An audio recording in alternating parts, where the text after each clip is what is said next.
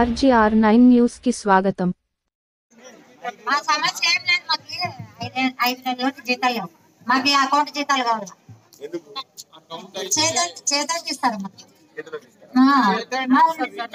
Account జీతాలు కావాలి. Cut చేసి ఇస్తారా? మొత్తం జీతం ఇస్తారా? సగం జీతం ఇస్తారా? ఒకరికి 8,000 ఇస్తాడు, మొగలకి 11,000 ఇస్తాడు, కొంతమందికి 6,000 ఇస్తాడు.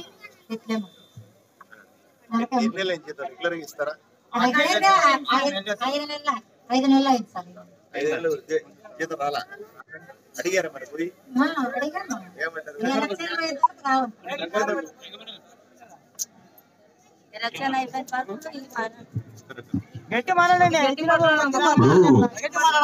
ఇక్కడ మహిళలంతా వచ్చి మేము పంచాయతీలో పనిచేస్తా ఉన్నాం.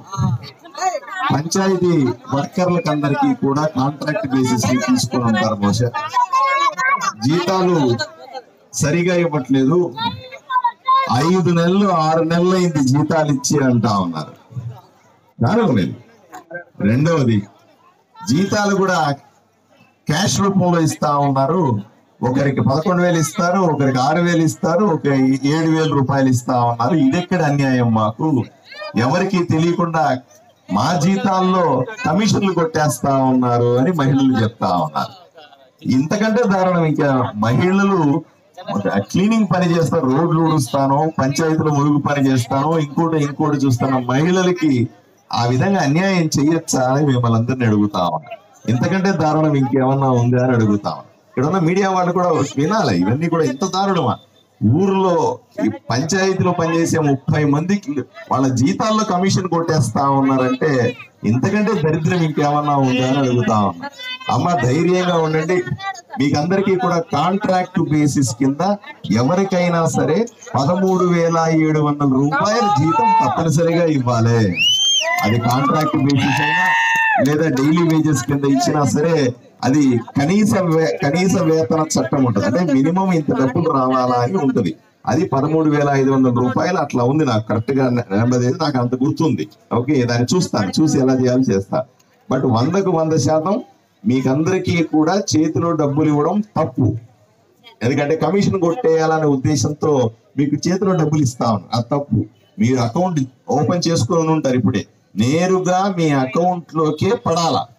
వాళ్ళకి ఇంకో దొంగ మార్గం ఏంటంటే, నువ్వు మాట నకపోతే మేము ఉద్యోగాల నుంచి తీసేయచ్చని, మీరు అసలు ఉద్యోగస్తులే కాదు అని చెప్పడానికి క్యాష్ ఇచ్చేసి అకౌంట్ లో వేస్తే మీరు ఉద్యోగస్తులు అవుతారు కదా. కాంట్రాక్ట్ చేస్తున్నామని మీరు డిమాండ్ చేస్తారు కదా. మీకు భయం ఉండదు కదా. మిమ్మల్ని ఏదో రకంగా భయపెట్టి ఏదో రకంగా మీరు ఒత్తిడి చేసి ఏ రోజైనా సరే నేను ఉద్యోగాల నుంచి తీసేస్తాను అని భయపెట్టడానికి అలా డబ్బులు ఇచ్చి, అది మొత్తం డబ్బులు ఇస్తున్నారంటే అది కూడా లేకుండా దాంట్లో కమిషన్ కొట్టేసి ఈ రకంగా చేస్తా ఉన్నారు. మీరు ధైర్యంగా ఉండండి. ఇన్ని రోజులు బాధ భరించారు, నాకు అర్థమైంది. 15 రోజులు ఓపిక పట్టండి. 15 రోజులు నేను ఎమ్మెల్యే అయిన వెంటనే మిమ్మల్ని అందరినీ కూడా రెగ్యులర్ గా అకౌంట్ లో డబ్బులు పడేలాగా, పూర్తి జీతం పడేలాగా చేస్తా. సరేనా?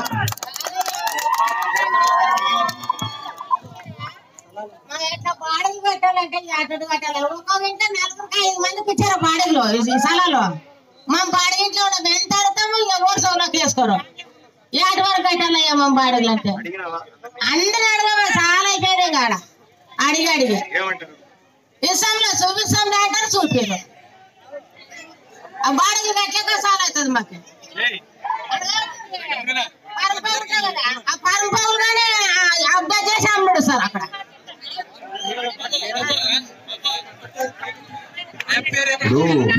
ప్రతి ఒక్క పేదవాళ్ళకి కూడా ప్రతి పేదవాళ్ళకి కూడా సొంతలు ఇవ్వాలని ప్రభుత్వం చెబుతుంది.